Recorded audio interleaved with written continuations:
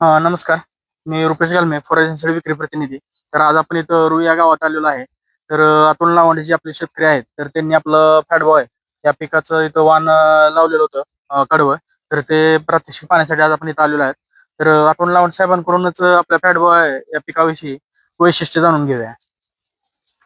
हे गुरांसाठी केलं होतं आम्ही चारा. आम्हाला पहिल्यांदा वाटलं ही काही येणार नाही व्यवस्थित ही.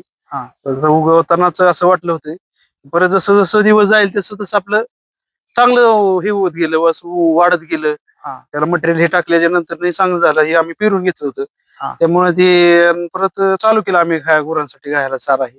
आता तुम्ही ज्यावेळेस गुरांना चालू केला ही चारा पशूंना, तर त्यावेळेस तुम्हाला दुधामध्ये काही फरक जाणवले काय?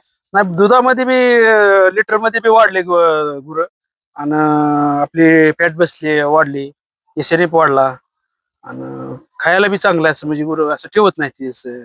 तुम्ही बघू शकताय, तर शेतकऱ्यांचं म्हणणं असं आहे, की जेव्हापासून हा चारा त्यांनी चालू केलेला आहे, तर दुधाची क्वांटिटी वाढलेली आहे, फॅट वाढलेला आहे, एसएनएफ वाढलेला आहे आणि पुरवठ्यात चारा आहे. पुरवठ्याचा. महत्वाचा विषय.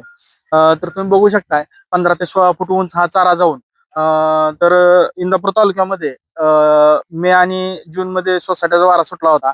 हा जवळजवळ 15 मेचा प्लॉट आहे. तर ह्याला आता 70 ते 75 दिवस झालेले आहेत. तुम्ही बघू शकताय. तरी ह्या प्लॉट शेतकऱ्या बांधवांकडून ऐकूया की सोसायटीच्या वाऱ्यात उभा राहिला का पडला होता? नाही नाही पडलाच नाही. वारही सुटले आता वादळ असतं पहिले उन्हाळ्याच्या टायमाला पाऊस येतो. अजिबात पडलं नाही काय नाही. दिसतंय उभाच आहे. आज काय परत काय विषय झालाच नाही. तुम्ही बघू शकताय आज 25 जुलै 2026 ही तारीख आहे.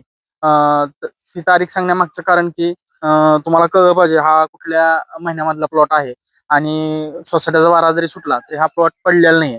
तर सर्व शेतकरी बांधवांना मी अशी विनंती करेल की त्यांनी जास्तीत जास्त जर हिरवा चारा पाहिजे असेल तर फॅट बॉय वाणाची निवड करून त्यांनी त्यांचा गोठा निरोगी आणि सशक्त ठेवावा.